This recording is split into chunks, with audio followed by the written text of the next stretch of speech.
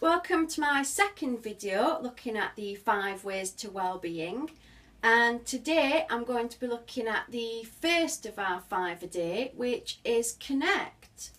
So why is it important for us to connect with each other? Why is it something that's considered so important for our well-being? Well, whether we like it or not, human beings are social animals.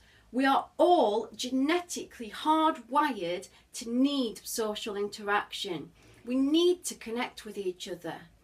And to understand this, we have to think back to primitive man. Now, when we were all living in caves and stuff back in the day, we were never on our own. You know, we did everything as a group. For the individual to thrive and flourish and survive, we all had to act together. You know, we went hunting together, we looked out for each other, we would eat together. We weren't alone. And if you did get separated from your tribe, you were in danger. And so your brain knew this, it knew you were at risk. So if you found yourself on your own and not connecting with any other humans, everything inside you would go into panic stations. Your amygdala and your hypothalamus would all start kicking off, and you'd get flooded with adrenaline and cortisol. Cortisol's a stress hormone. We really don't want to be flooded with that all the time. So you'd have this biological response that would make you feel quite distressed and highly anxious. Now, bringing this back to present day, our brains don't know that we're not cavemen anymore. So if we're not getting any social interaction, if we're not connecting with anyone, we have this exact same biological response, and we end up feeling very distressed.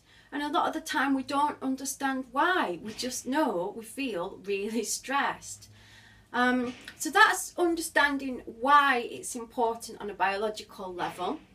And there's also been a lot of research done into sort of social interaction, and I can tell you that lack of social interaction is just as bad for our health as smoking, as not exercising, as being an alcoholic, and it's twice as bad for you as being obese. So that's some fairly hefty data to suggest that we should all be building time into our days to connect with one another. Now, how do you think about connecting more? Just try and build in meaningful connections into your day. If you've got family and friends around you, can you take time to really have a conversation with them? You know, not one of these conversations where you're looking at your phone, seeing what's on Facebook, or you're planning in your head what you're going to have for tea. Listen to someone, learn about them, interact with them. Can you incorporate it into your daily life? Can you just start to smile at people when you're walking down the road? Smiling at strangers is lovely, and I know you often worry, oh, what happens if they don't smile back? But most often people do smile, and it's that connection that our brain thrives on. It's the reminder that we're all part of the same tribe, we're part of the human race. When you go to a newsagents or a supermarket, talk to people at the checkout. Just make time to check in with other humans. It makes your brain happy, and that in turn sort of increases your own sense of well-being.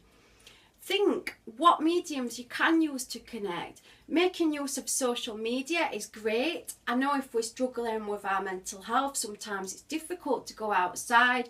So try and use these things, you know, do Facebook, do Twitter. Use your phone. Sending texts is also a good way to just check in with people.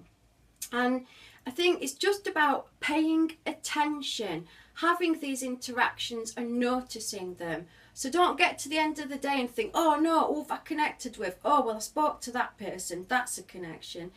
It's noticing it at the time. Make it meaningful, make it matter, and your well-being will be greatly enhanced, and your brain will feel a lot happier.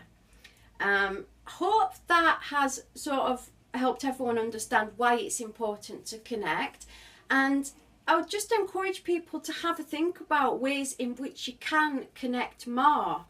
And in fact, when everyone's watched this video, next time you go outside, just smile at the next person you see. And I promise you, that smile will spread like wildfire. Let's get everyone smiling. So in the next video, I'll be looking at keep learning and sort of talking about why that's important for our well-being and why we should be doing it every day. Hope you'll come back for that, and thank you for watching.